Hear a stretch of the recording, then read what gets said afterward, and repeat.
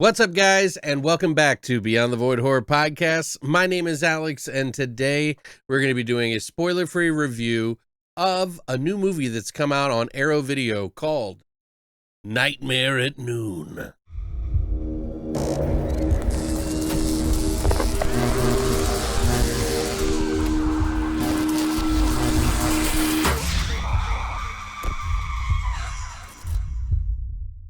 When an entire town's population is infected through their water supply by a mad scientist albino, it's up to a hitchhiker, an entertainment lawyer, and a sheriff to take on crazy people who are losing their minds, bleeding green blood, and basically going crazy. So MVD Entertainment sent me out a copy of this. This is a test copy before they go to print. It has all the extras and everything on that. I'm going to do a review of the movie, and then I'm going to tell you what's in the disc so that you can pick up a copy for yourself. All the links will be down below. This is a pretty wild movie. So this movie is directed by Nico Mastriakis, who has done a lot of different films, including The Zero Boys, and he also did Island of Death. He's done a lot of cult action horror films, genre pieces from back in the day, as well as all over the decades. We got a score by Hans Zimmer. Yes, the Hans Zimmer who did the score for Dune 2022, Inception, Driving Miss Daisy, as well as a myriad of other wonderful films. Worked on this small, tiny, but yet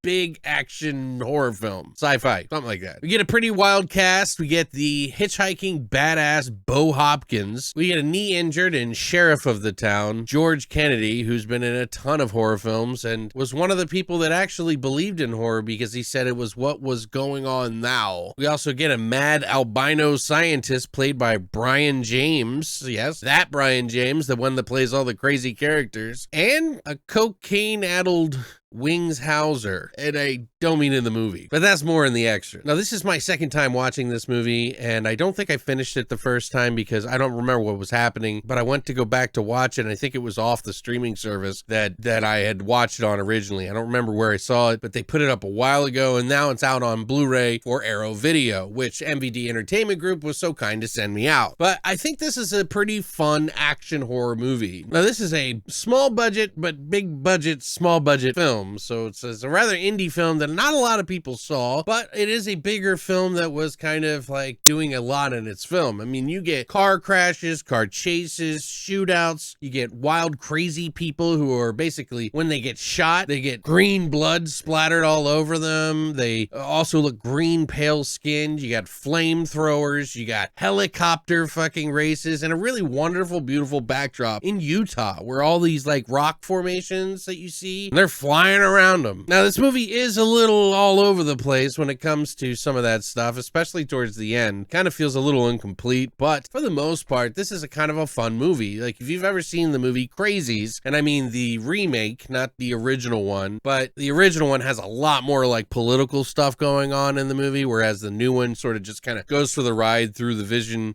of the sheriff and like some of the local people, and it kind of goes on this wild adventure. This is very much like that, whereas the original film was very, very, very talky. But Wings Hauser and his wife pick up a hitchhiker. They stop in this small town, and all hell breaks loose when people start drinking the water and get infected and go crazy and wild and do a lot of crazy things. They're out of control of themselves, and they don't really know why it's happening. And are some of the people that are your heroes in this movie also infected? That's sort of something they play with in this movie quite a bit. It's not exactly the most coherent masterpiece put together, but there are some pretty stupid, funny one-liners and things that you would not expect some of the characters to say one another, but they all have sort of their own, characteristics and traits and stuff, which I think is interesting. And, seeing George Kennedy, Bo Hopkins, and Wings Hauser, and, some of the other cast in the movie, like Brian James playing a albino, which is just so weird. They actually had to strip his hair and like strip all of his eyebrows and mustache and everything just to make him fit into this film. Unfortunately, he passed in 1999, but he left a lot of films behind him, a legacy of like some pretty crazy characters. This one isn't his best, but it is kind of more ominous, and like they put these like blue contacts in his eyes, and like they put the light against it to make him like really stand out as an albino, which was pretty interesting. But he's done a lot of really wonderful roles. Good to see him in this, but he really didn't have that big a part in it, and it was a little obligatory. Essentially, there's some sort of like organization that is like paid by for the government, and they're working autonomously outside of the government, but then they're being tracked by the government, and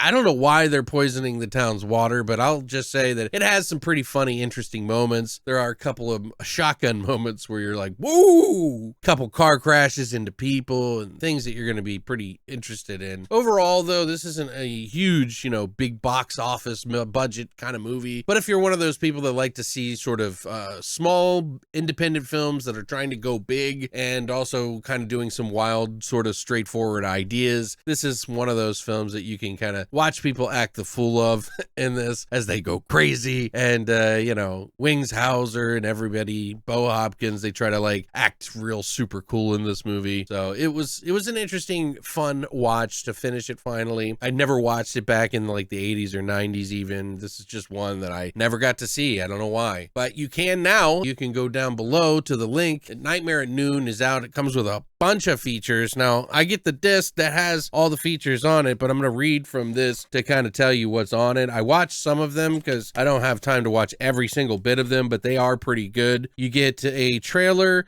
an image gallery with the score from Stanley Myers and Hans Zimmer. You get reversible sleeve featuring the original and newly commissioned artwork by Graham Humphreys. You get the first pressing only illustrator collector's book featuring a new writing on the film by Johnny Maines, an original on-set interview with actors Winghauser, Bo Hopkins, Kimberly Beck, George Kennedy, and Brian James. The behind-the-scenes footage, another documentary about the films of Nico Mastroakis, who did, there was like a 3 or 4 part series, I guess, and this is just like one of the segments about Nightmare at Noon on this. I was a little confused. I was like, wait, where's part 1 and 2? It's just this segment in here. It's like part 3. They also have optional Greek subtitles, which of course, you know, Mastroiakis is Greek, so of course he would want that in there. We also have English subtitles for the deaf and hard hearing, high definition, obviously 1080p presentation. It's got the original uncompressed stereo audio, and it is a brand new restoration from the original negative, so it is a all new restoration. But yeah, I think it's a pretty fun movie if you like action and horror and kind of like that mix in between. There's not a lot of huge camaraderie going on, but Bo and sort of Wings Hauser kind of have this thing going on. It almost feels like